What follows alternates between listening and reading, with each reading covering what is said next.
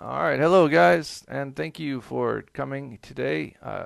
My name is Daniel Bailey. I'm assistant professor at Gunguk University's Global campus in Chungju, South Korea, and I'll be presenting a study published last year titled "Using Bloom's Taxonomy to Better Understand Chatbots in the Educational Context." So, brief introduction: the pedagogical agent or pedagogical chatbots are human-like conversational agents. They're used to hold conversations with students. They can be text or audio, so students have opportunity with speaking and writing practice. Chatbots benefit students by providing them the opportunity to practice simulated interactions, just giving them a chance to use the target language inside or outside the classroom with someone besides their teacher or other students. And it's hoped, that increasing levels of motivation and attentiveness will be, inspired with the inclusion of chatbot activities in the lessons. So the aim and research questions in this study, well, the aim is to compare different levels of user output according to the chatbot to user question type and directive. What does that mean? Well, according to Bloom's taxonomy, we have the lower end recall questions. And these are like yes, no, or do you remember, or asking students to recall information. And then towards the higher order, kind of create. This is analyze, evaluate, and create original content. And so we use these conversational agents to guide students through their own story writing process and through asking the students questions that were on the lower order to higher order range on Bloom's taxonomy. They would create content. They would create their stories. There are three questions we asked in this study. What are the rates of participation with the story generating chatbot activity?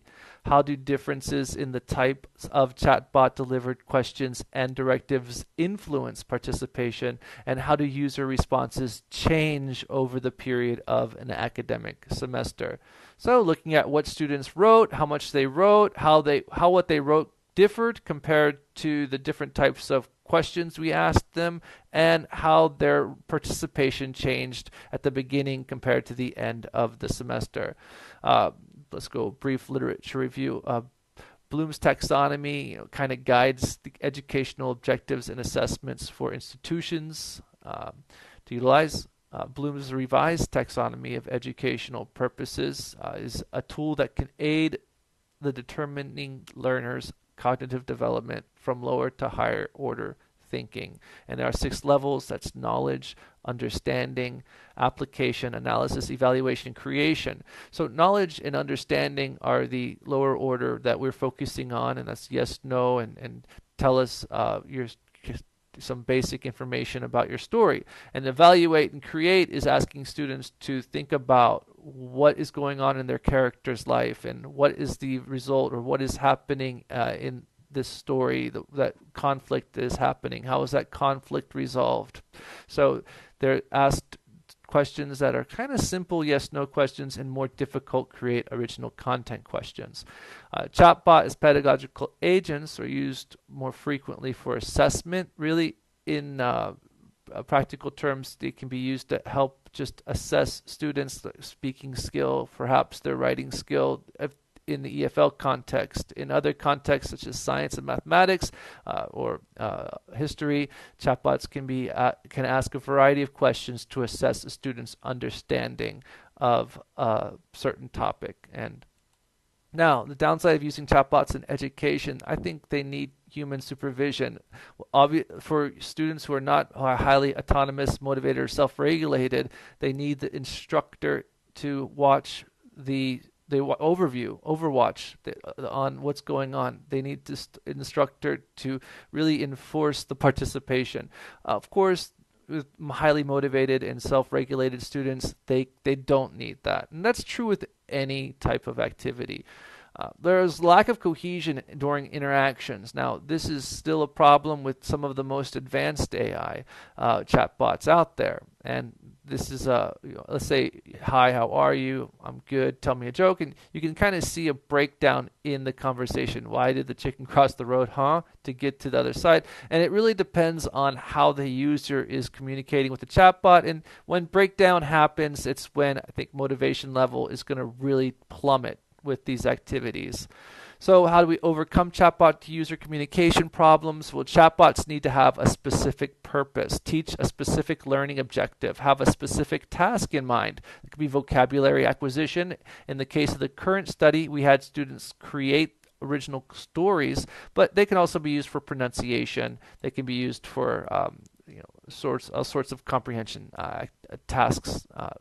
So now, methods. This study followed a descriptive analysis method. So to first measure student-generated output according to the chatbot questions and directives to EFL students. Just kind of looking at what students wrote, how the chatbot got them to write that. Then how that output changed over time was observed, and that's with the novelty effect research question 3. The chatbot used button reply questions, open-ended questions, closed-ended template statements, and directives to elicit the target language's use. To get students using English, we asked them yes/no questions. We asked them like, how old is your character? We asked them, my character went to Busan last week to meet his girlfriend. Now it's your turn. My character blank to blank to blank, kind of fill in the blanks with their own information. And then directives. A directive is telling the student to produce content. So you need to write what happened to your character, something like that, just telling them to do something, directives. When and where. The chatbot activities were administered during the fall semester of 2020. That was the second semester of COVID. And there were 19 South Korean English majors, about half and half, male and female. This was a multimedia communications course, so the chatbot activity fell in line with the course's curriculum. How the chatbot was created with ActiveChat.ai. Highly recommend it. It's a really great platform for creating your own types of chatbots for whatever purpose you need. And next, the chatbot was integrated with Facebook Messenger. All right, so Messenger was the medium where the students communicated with the chatbot, and this allowed the users to participate. All students had Facebook accounts, so this wasn't too difficult for them as far as getting online and participating. Now. Here are the question types. So we have button reply questions. Do you understand character settings and conflict? Just asking them if they understand information. Open-ended questions, just eliciting specific information. How old is your character? And so that would be a short answer response. Open-ended questions with creating content. How else would you describe your character? Is your character, tall, short, a man, woman? Is your character old or young? How else would you describe your character? And then they would write a sentence or two describing their character. Fill in the blank questions, and then chatbot to user directives. Now it is your turn. Write a line in your story that introduces conflict. And so that gets students to think about what information is going into their story. The 3 research questions were answered. Research question 1 was answered using descriptive statistics. Research question 2 looked at word count produced according to question type and directive. And research question 3 compared participation between the second and sixth, the final chatbot activity. So for research question 1, we can see that bot to user messages overall, there were 1,854, so roughly 100 messages per activity, which is quite a lot if you're familiar with any type of activity. If you imagine going back and forth with turn taking 100 times, it's a significant amount. And this was in the target language English. Questions overall 709, and that included closed-ended and open-ended questions, and directives were also added to that. So open user to bot messages 1,000, and so bot to user messages about 800. Quick reply button total was 532. Now quick reply buttons total is not questions but also pacing buttons like next, next, next, read on, keep reading. So those would allow the student to pace the amount, the speed information was being sent to the user, so the student, and that's very important. Otherwise, you might overwhelm the student with just too much content for them to read. And so then, of course, the quick reply question buttons were also a pacing mechanism where it's like, do you understand? Yes, no. Quick reply, non-questions 288. All right, and so that's research question 1. We can see there's quite a bit of content being produced. So with participation, these chatbots prove to be a significant and valuable tool for helping students engage the target language. So with research question 2, comparing the different types of questions, we used ANOVA analysis, and it found that overall, there are more quick reply buttons, yet they resulted in fewer words because there's only a button. Open-ended, asking specific content, also fewer words because they're just asking for certain information, a name, age, location, not asking for sentences. Then open-ended, creating content resulted in 19 words per question, similar to template-style questions, which resulted in 17 words. While directives really produced the most amount of writing, the most amount of output came from directives. So telling the student to do something was the driver for a lot of output. Now, research question 3, we did not see a novelty effect with the students that did participate in the final activity. There were 4 fewer students that did the final activity. And 3 to 4. Some of them didn't finish template style questions. Now we have 30 specific information questions.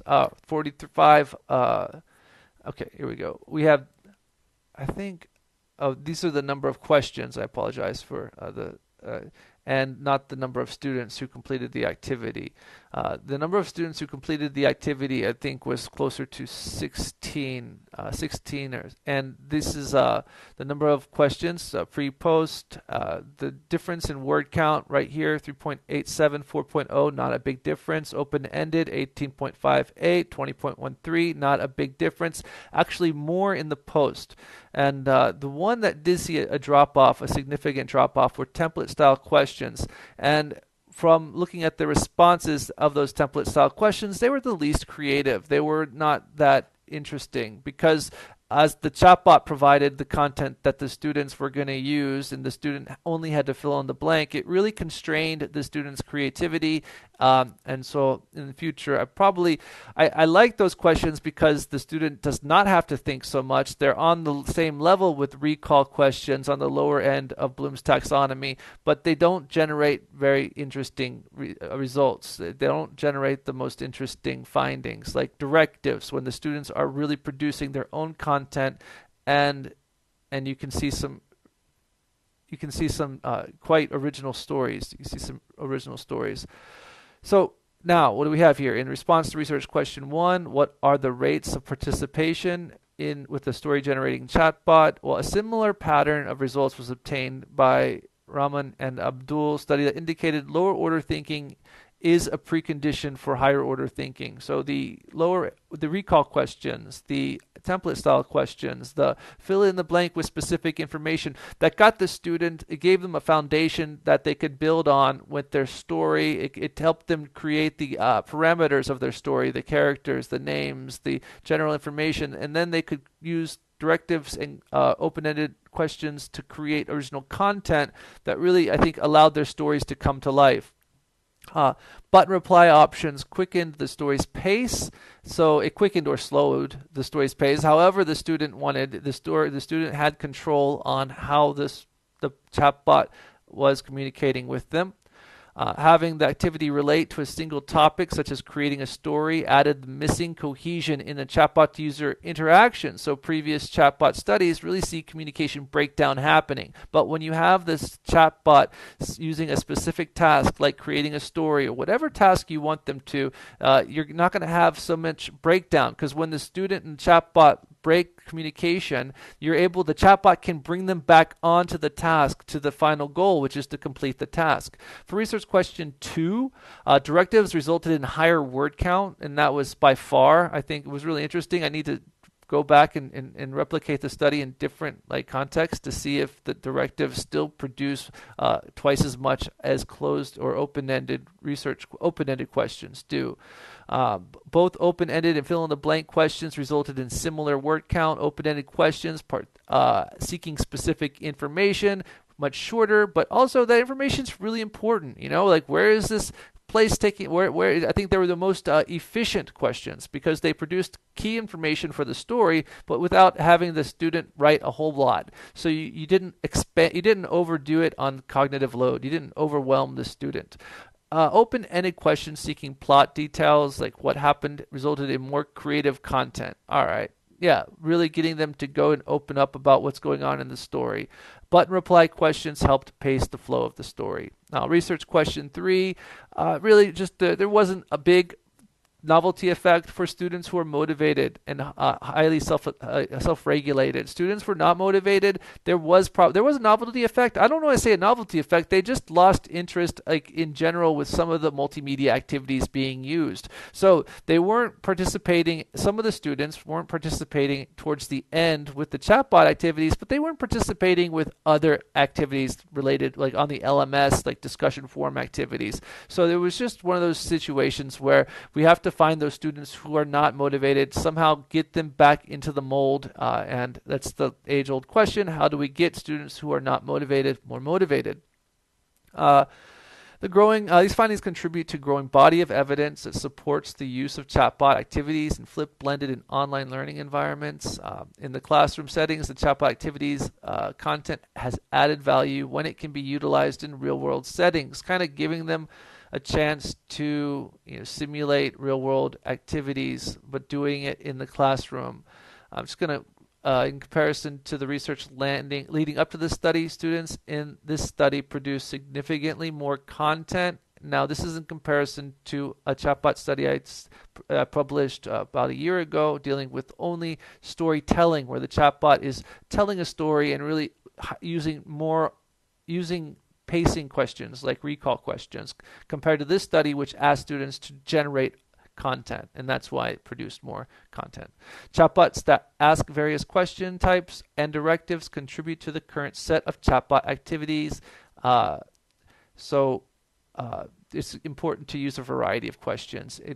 Begin the activity with recall questions, with specific information questions. Don't overwhelm the student with too many open-ended questions. And then you can get towards the higher order level kind of thinking questions at the end of the chatbot activity, towards the middle of the chatbot activity, once the foundation of whatever it is, this task being a story, whatever the task is, once that has been established, then students can start building upon it with create and analyze and evaluate style questions. But always begin, engage, and just bring in the student using recall questions. And that's, I think, the philosophy behind the Bloom's taxonomy, is you kind of start easy and you kind of build up to more cognitively challenging questions. In conclusion, students produced original stories with the assistance of an in-house developed chatbot. A drop-off in completing the activity was noticed, but it was noticed for the lower performing students. So there was a novelty effect, but a novelty effect for just low performing students. And that because of motivation, L2 proficiency, and those are two key reasons why the lower performing students did not, I think, engage as much. It's just a lot harder for them to do so. A few significant takeaways emanated from this study. A new opportunity to practice English. Yes, content written was proportional to the level in which the questions appeared on Bloom's revised taxonomy, and that just kind of correlates with how students respond to any question as it falls on Bloom's taxonomy. Directives resulted in the most content produced. Now, directives didn't really just fall into Bloom's taxonomy. It does fall into the create, because you're not asking students to create, you're telling them to create original content as a directive. The limitations in the study, small sample size, was in-house chatbot. Chatbots just cannot be, they cannot be clumped in together. They're unique depending on what they were produced to do. I think we just need a lot more work in designing chatbots for pedagogical purposes. And so, because the factors that do influence participation are motivation, L2 proficiency, and digital literacy. Really, though, L2 proficiency and motivation are big ones, and depending on the design of the chatbot, those two factors will influence what kind of output is produced. Guys, thank you very much. Daniel Bailey here, Gonguk University Local Campus. Contact me at this email and about questions you might have. I have scripts I would like to go over. I could talk about this subject for quite a bit longer. If you'd like to see original scripts, please check it out. The original article with references is bit.ly 3EQPMD8, and you should be able to download that off of ResearchGate. And really appreciate that you came and joined me today.